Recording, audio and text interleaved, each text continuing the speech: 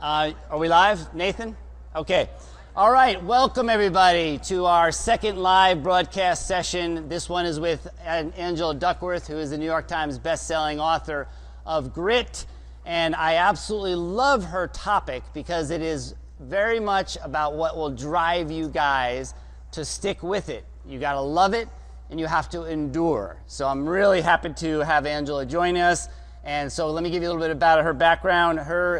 I've had been very fortunate to get a chance to get to know her a bit over the last several months, and I'm astounded by how smart and brilliant this person is, but also, even more importantly, she is very kind.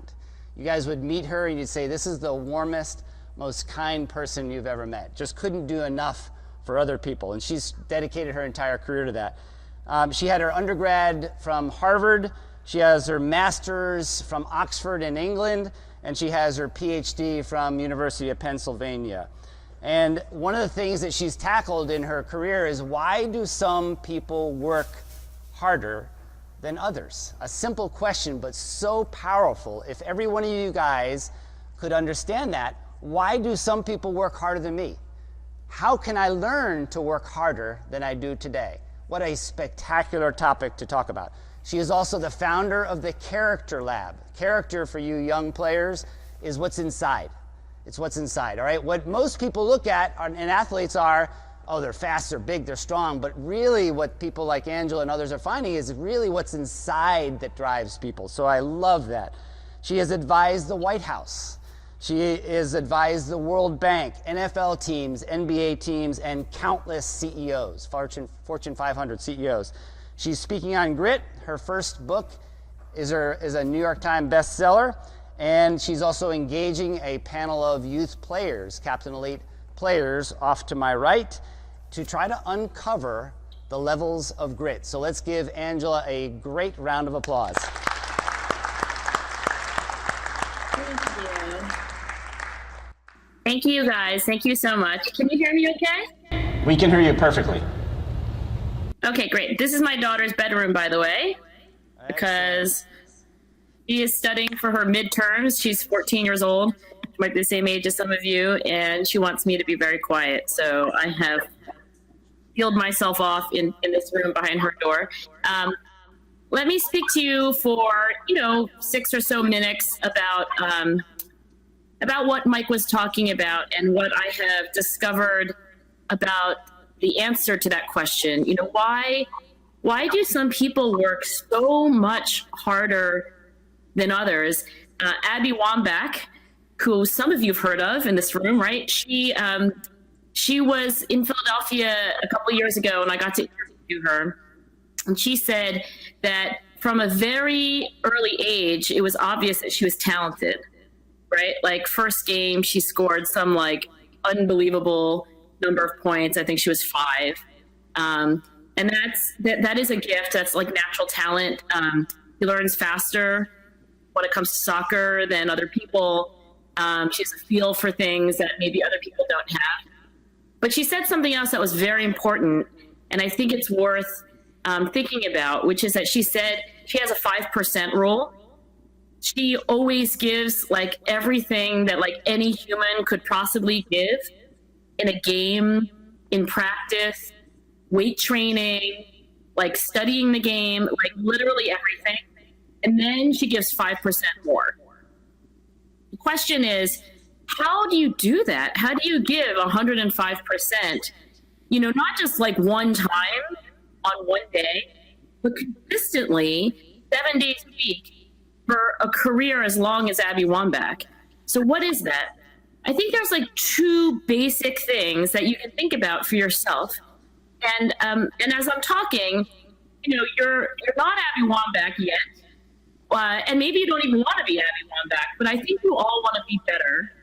And I think you want to be as good as you can be and as, proud of yourself as you can be. And I think there's 2 things that you can apply to yourself, and you can just ask yourself oh, what does this mean where I am in my development? The first reason why some people work harder than others is that, they have an underlying desire, it means more to them when they get better, or it means more to them to win the game, or means more to them. It feels more valuable to improve forward. But the kind of motivation that I'm talking about is really half of the answer to why some people work harder. They simply want it more. Then, of course, you can ask, like, well, where does that come from? And in fact, you should ask that question. But before I kind of double click onto that, let me give you the other half of the answer. And that's that some people know how to work harder than others. So the first part is, like, they have a motivation, like they want it more. And the second part of the answer to my question about why some people work harder is that, like, they have the strategies or the habits. They know how to work harder than other people. So I'll say a little bit about the first thing. I'll say a little bit about the second. And then, of course, really want to hear from players. I'm interested in the conversation that we're having today. So why is it that some people are more driven, or they're more hungry, or like they want it more? I don't think science has a very clear answer. But one thing that I have found, and all the other scientists who have studied this have found, is that the motivation has to be internal, not external. So we've never interviewed, Olympic athletes or Nobel Prize winning scientists who are primarily driven by their mom and dad. That's not actually where greatness comes from. Now, your mom and dad might nag you to, like, go to practice when it's raining, and they might, tell you to get off your cell phone. And that's fine. And that's actually something that parents have to do. But that kind of, like, deep drive, like, if you're going to get better at this game, it is not going to be because your mother or your father, like, deeply want you to get better. It's because, like, at some point in your development, you own that. And you say, if I drag myself to practice today, or I give 105% during the game, really it's on me, and it's from me. So even though there's a lot more to discover about why some people work harder than others, half of it is that they want it, and that want has to come from within and not be this, like, external thing, not to impress other people, not to make your coach happy, not because, like, your friends don't think you're cool, and not because your mother or father want to get you into an Ivy League university. Like, none of that truly drives passion in the long run. All right, that's the first lesson. So you can just ask yourself right now, how much is your motivation internal? 100%, 50%, 80%? My guess is that at your age, it's a mix. But I do want you to think about, how close you can get to being really, driven by yourself as you develop as a player. Because, Abby Wambach did not become a great soccer player as she did because, somebody else was driving her. She really drove herself. So the second part is how, right? What are the hacks, the habits, the routines? What are the things that you could learn from somebody, like a Mia Hamm or an Abby Wambach? And one of the things that is really powerful is that they get into a habit of practice. So when the brain creates a habit, it's when you do something over and over again in a very routine way, like kind of like, I tend to wear this shirt and I tend to start at this time of day, and I do this and this and this in this order. That becomes a habit over time if it's repeated and repeated, and especially when it's rewarded. So there are a lot of things that you can copy from, Mia Hamm or Abby Wambach, but the one thing I think is the most powerful that you can think about right now is, how much is your practice like a habit that you go to and you automatically know that you're going to start giving 105%. So if you can do that routine over and over again, that will actually make it easier for you to do it in the long run. And the last thing I'll say is just to kind of give an illustration of that. I wrote the book Grit. It was really hard for me. I think it's the hardest thing I ever did professionally. I cried. I thought I couldn't do it. I worked probably 100 hours a week, some weeks, which, like, if you actually do the math, it's like a lot of hours. Like, you have to just basically work all the time, unless you're sleeping, and you don't sleep that much. The one thing that made it easier for me is that I made my writing a habit. When I woke up in the morning, every day I would have a cup of coffee, and every day in the same routine, I would open up my computer to where I had stopped the last day. And I would make a habit of reading the last thing that I had written, and then I would read a few more things, and I would sit down and I would do it. If you want your schoolwork or your soccer or anything else to become something that's easier for you to do after a while, I mean, it might never be easy, because like writing the book never became easy, but it was easier because I had a routine. You know, it wasn't like I had to ask myself every day, gee, I wonder what I'm going to do. It's like, no, I'm going to have my coffee. I'm going to open up my computer. I'm going to look at the last thing that I wrote. So I want you to think about your internal motivation for the sport that you love. And I want you to think about habits and how you can make them work for you as opposed to against you. If your habit is to go on your cell phone all the time, then that will also become easier and easier and easier for you. You'll just like, oh, you know what? It's like, I don't even have to think about it. But if you want a habit of deliberate practice and improvement, you have to intentionally repeat the routine that you desire, not just the one that's easy. So I'll leave it at that. And I really thank Mike for letting me join you guys. You're a great group, and I look forward to the conversation. Okay, so Angela, you've got a panel of players here from 10 years old. The youngest player in the front of the panel is 10. And then you've got a variety of high school, middle school age players and high school age players. And hopefully Brandt will be able to join us here shortly, and you'll have a professional player on as well.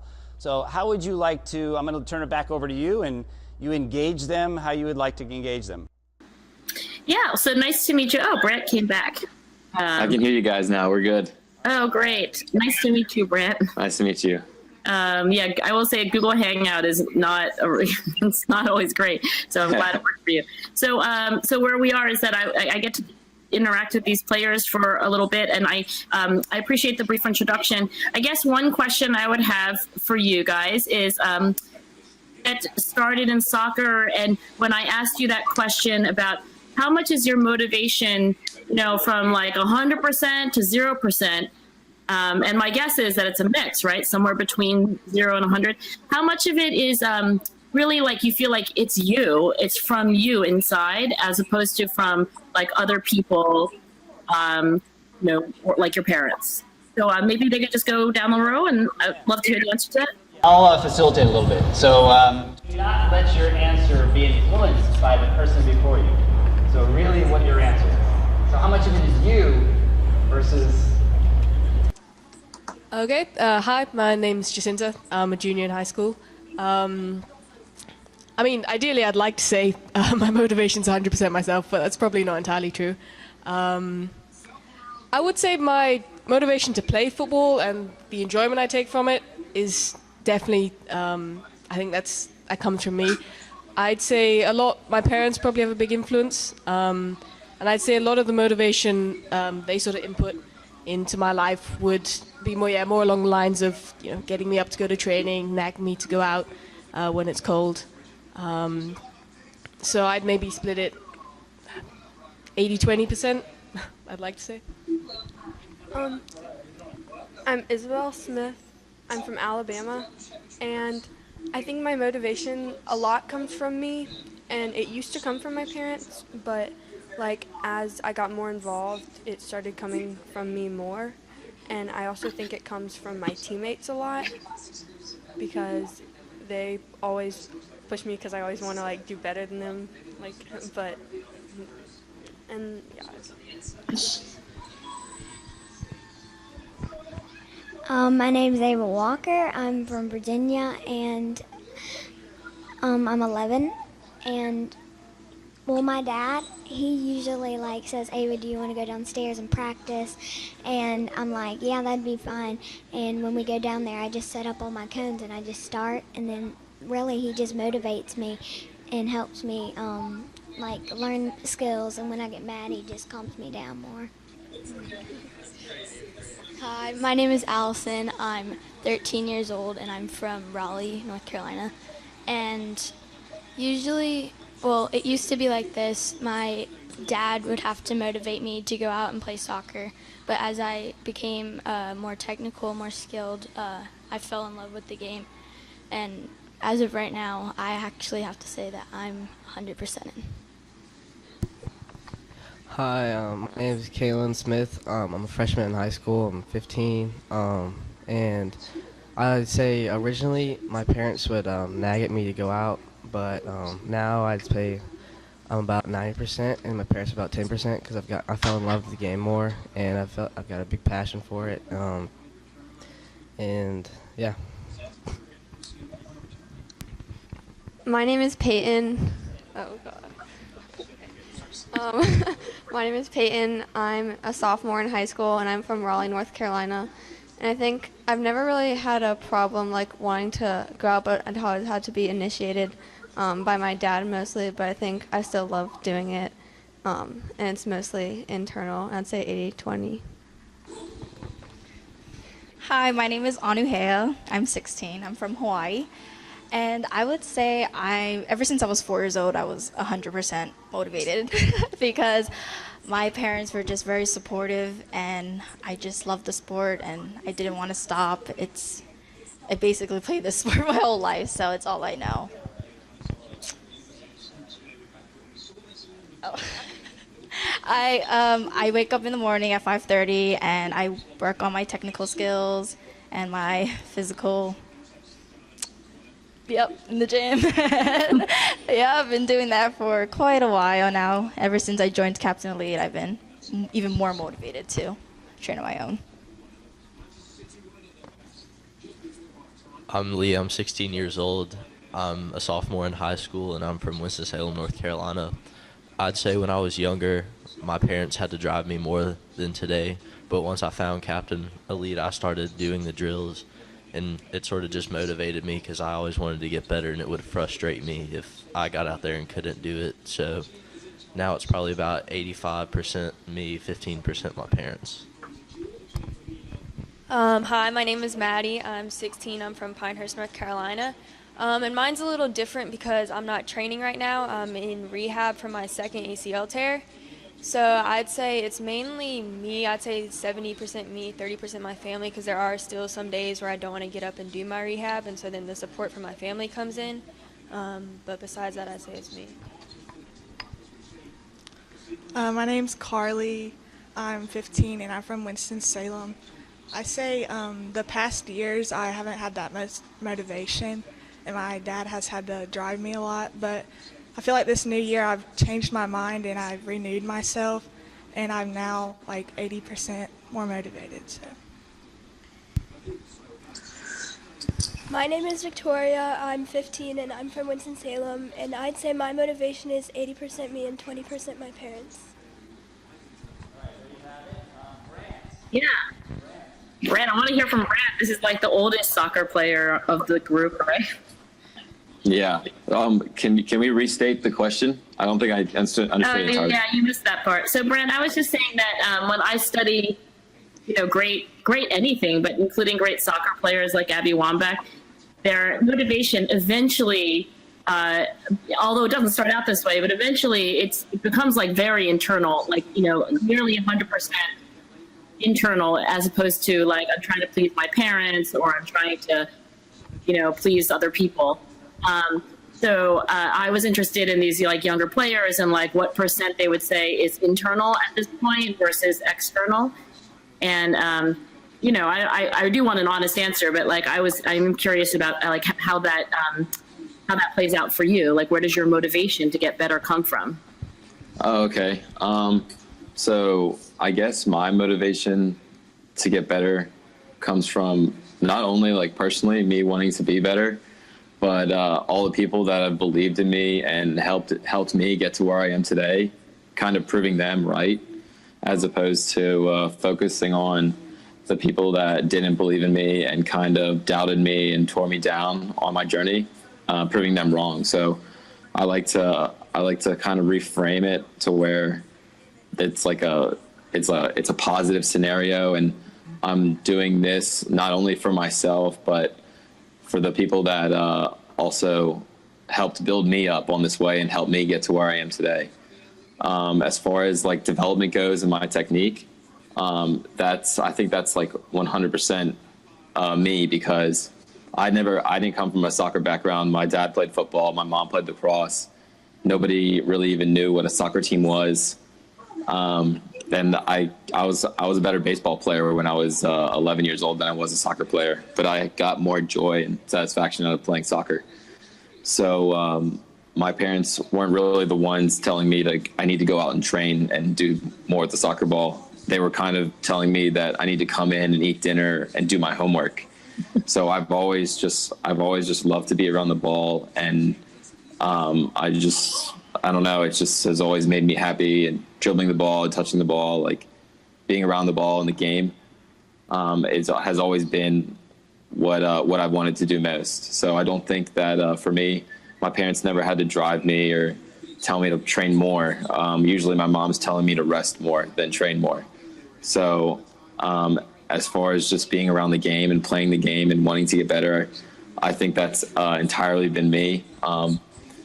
As far as where I've gotten, I think that 90% of it has been up to me, and then there's the 10% bit of luck in there. Maybe some deflection goals or a lucky pass, or just being in the right place at the right time, because you need that sometimes. And ultimately, you work hard enough, and I don't know, I kind of have the belief where you think about something for so long and you work towards it, the universe kind of places you, higher power places you in situations where you can succeed and get to where you want to be, where your ultimate goal is, of like where in Chicago where I am now. So that's kind of my take on it. I played collegiately at UNC Charlotte, which was a top 10, top 15 nationally ranked program. And now I play for the Chicago Fire in MLS.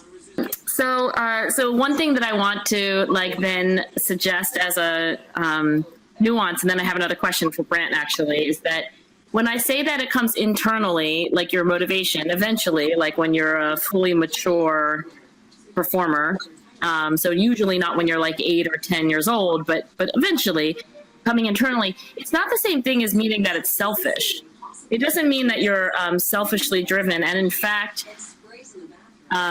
a desire to play for your teammates' sake, and a desire to, in a way, like give back to all the people. I mean, if you guys think about your careers, no matter how long it is, as long as Brandt's has been, or like maybe you're just 11 years old, think of like all the hours that people have like basically supported you, like driven you places, like made your food, like watched you in the rain. Like, it's like mind-boggling, right? Like gone on Amazon.com and bought you stuff that you needed. I mean, it's like crazy how much people have like loved you and got done for you. And so when I say that the motivation comes internally, it's not selfish. In fact, in the highest performing players that I have studied or have been studied scientifically, their motivation is a blend of loving it because it's like fun. They like the touch of the ball. Like, it's just fun.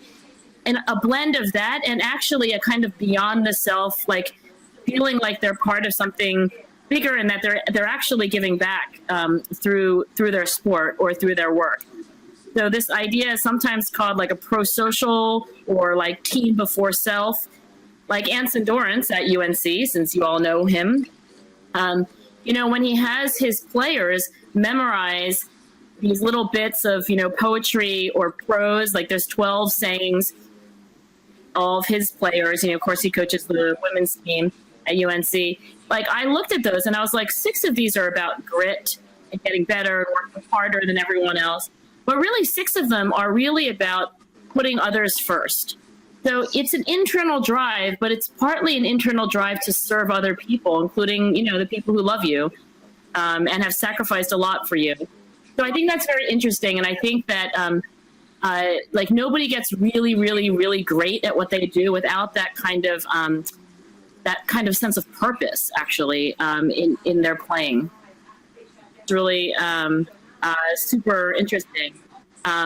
I had a question for Brandt, actually, and I know it's gonna maybe resonate with some of you also, younger players, which is, do you feel like you're an underdog? There are some coaches like Anson Dorrance, but especially others that I know in other sports, who are really looking for a kind of underdog mentality, a kind of like people have underestimated me, and I'm going to prove them wrong.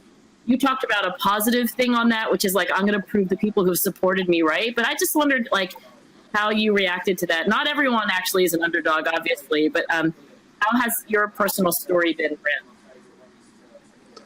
I would say that I've definitely been an underdog. I think that growing up, there are a lot of politics in soccer, or in anything actually. But also, I think, like I said, I didn't grow up with a soccer background. My parents didn't know anybody at any of the clubs. They just kind of signed me up. Here, you can try out for this team. And then I made the team that was a year older than me. And it just kind of went from there and went over to Greensboro. I didn't make an ODP team. There was like 6 teams I could have made. I didn't make one of them my first year when I was 13. And then the next year I made the worst team, and then eventually worked my way up to the first team. But yeah, I think I definitely had an underdog mentality, and I think that that also has driven me as well. Like I said, I don't like to focus on negative things, but that has definitely driven me. There's 2 ways you can respond to doubters, and that kind of feeling that people have about you being an underdog. But you can either use it to drive you and motivate you and work harder towards your goal, or you can conform to their thoughts and ideas and perception about you as being a lesser player, and you don't get anywhere with that. So I think that having a strong response to adversity like that and using that to drive you as well can definitely help you towards your goal. And I think it's definitely helped me as well. It's definitely helped me work harder. I had a bit of an attitude, not like an attitude like a cocky attitude, but an attitude like, I'm going to do this. Like, it doesn't matter what you say about me. Like, this is what I want to do. And in high school, I used that to drive me and get better and work further towards my goal. So yeah, I think that having the underdog mindset can definitely push you further and give you more motivation than somebody that's just had it handed to them their whole lives. Right, great. Mike, I know we turn it over to Q&A. Is that right at this point? Yes. Good timing to do that. It would be great. Fields, and I'm curious about the parallels between, maybe different types of sports, between the sports and the business world and stuff like that. What are the differences? What are the similarities that you've found studying those different areas? Great question. And actually, it's a little bit better for me when you come all the way up to the computer anyway, so that I'm glad the microphone's not working. The thing that people have in common is this drive for always getting better. If you're like a mathematician, obviously the hours that you spend look really different from like somebody who's trying to become a better soccer player. But the underlying, consistent practice, consistently focusing on one small thing that you're working on and then drilling it to get better, it's really the same in everything. Whether you're like Jeff Bezos running Amazon, or whether you're, like Abby Wambach, or if you're just a mere mortal like you and me, who's just trying to get better. And I think that to me is what's so fascinating. I mean, it's literally everything. Even if you think about being a good friend, right? You all have friends, and hopefully you're good friends, but you can get better at being a friend. Like, you really can. Like, there are things that you can do that would probably be like more considerate or more helpful. And people that I really respect and admire across all fields, they look at life, and every day they literally try to get better at it. And they never stop. And it doesn't matter when they win the Nobel Prize or they win the Olympic gold medal, like, they're never done. They actually get a lot of energy. They don't find that exhausting. They're like, awesome. Like, I have another day to like go out there and really try to do something better than I did before. The thing that's probably different about sports than other fields that I've studied is that there is in sports a really like a drive to win the game. Like, for example, I also study artists. And artists have that drive to get better, and they're working on something, but they don't really have a drive to like beat the other person. They're like, they're not as competitive in that way. And so there are other things that make other fields different, but I think the things that they have in common to me are more interesting than the things that are different. Great. All right, another question? Come on up. Okay, so I was wondering what your, like, the biggest story about Grit is that you've, like, interviewed that person or somebody. Oh, that's such a good question.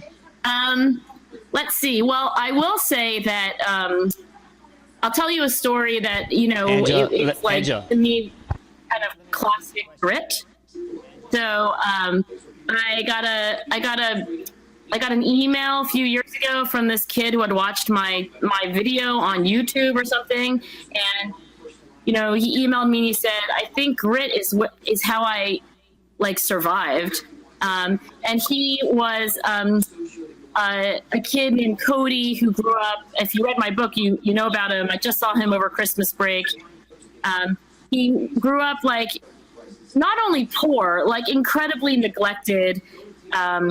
His mother like was in jail somehow when he was like conceived, which nobody really knows how that happened. And his mom was mentally ill for his entire childhood. He never knew or met his father. He was poor. He was hungry. He didn't have the right clothes to wear to school when it was winter. Like he had like so many strikes against this kid. Like he is like the kid that you read about in the newspaper who eventually goes to jail, right? And I will add this, and I think it's relevant. He's black, and you know, when you're a black kid growing up in a really terrible house and neighborhood, there's so many strikes against you. And what Brandt said is right. You know, luck is a lot of life too, and he had terrible luck. But what he did have was this underlying grit that I think came from partly from, he had a couple of teachers who looked out for him when he was growing up, and they took care of him like kind of in whatever way they could. One teacher noticed that he had braces on for like years, you know, and she was like, "Why do you have braces on still? Like, you know, like how long are you gonna have braces?" And what happened was his parents were like, well, his mother, because he never knew his father, were like so incapable that like she took him to get the braces once. She never took him back to the orthodontist. So like they never got adjusted. He never got them taken off. And this teacher, you know, like took him to the orthodontist and got his braces fixed. I mean, that kind of thing. So I guess the thing is that if you want to know the end of the story, the lesson is that that this kid named Cody graduates from high school. He goes to MIT. And not only does he go to MIT, he majors in computer science and engineering, like the hardest thing to study at MIT.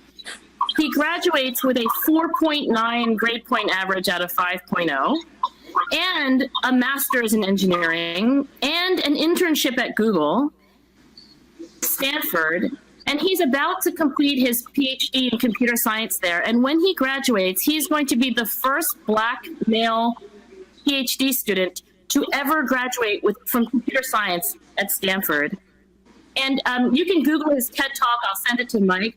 But when you watch it, I think to me, one of the most important lessons is that in your life, these teachers in your life, you know, they do become like parents. And he never had the parents that some of you have, but he did have like a series of teachers and coaches who, you know, who helped him foster that grit and overcome the bad luck. And to me, like, that's what I want I don't want that life. I think if we could all have like people in our lives who would take care of us when we really need it and model grit for us and, you know, pick us up when we're not having a good day. Like that to me is what that's what the story is all about. And Mike, I will send you the link so your players can listen to Cody in his own words.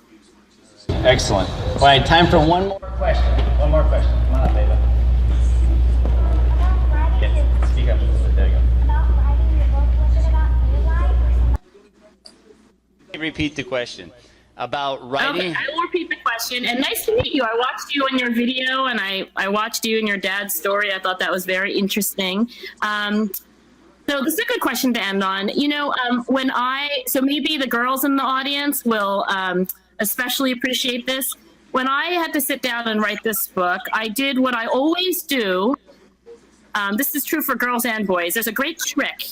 When you want to do something new that you can't do, you should copy or model someone else, right? If there's like a play you're trying to do and you don't know how to do it, obviously you watch the player who already knows how to do it, right? So when I had to sit down and write a book, I didn't know how to write a book. So I just took all the books that were bestsellers and I bought them off of Amazon and I put them in a big stack and I read them. Like, I was like, oh, this is a book. Like, I guess I should do this. I was kind of trying to copy, like, oh, chapter 1 is like this. Like, they begin with a quote. Like, they use short sentences. So I was modeling myself after a lot of other books. But the thing that I didn't like about the books that I bought off of Amazon that were bestsellers is that they were almost all written by men. And so it was kind of in this like guy's voice with like guy's stories. And I'm a girl. Like, I read Twilight and Catching Fire, and I was like, I'm going to tell the story of grit. That's my story, and I'm a girl, and I'm going to read the books that I love as a girl who, you know, is just as good as a guy, but like it's a little different. It's like my perspective. So it's my story told as a scientist and as a mom, but also as a girl. And I would give as a recommendation to you, anytime you're trying to do anything in life, you know, if it's math or if it's soccer or anything, copy someone else, right? It's just faster. Like, copy what they're doing, but put your own twist on it, you know? Like copy them so you can see and learn faster, but also do your own thing, right? And maybe when you copy it, it'll sort of, you know, when you copy it, you kind of start to own it. And then it becomes much more personal. And that is literally how I wrote my book. Thank you, Angela. Everybody give her a big round of applause. Thank you.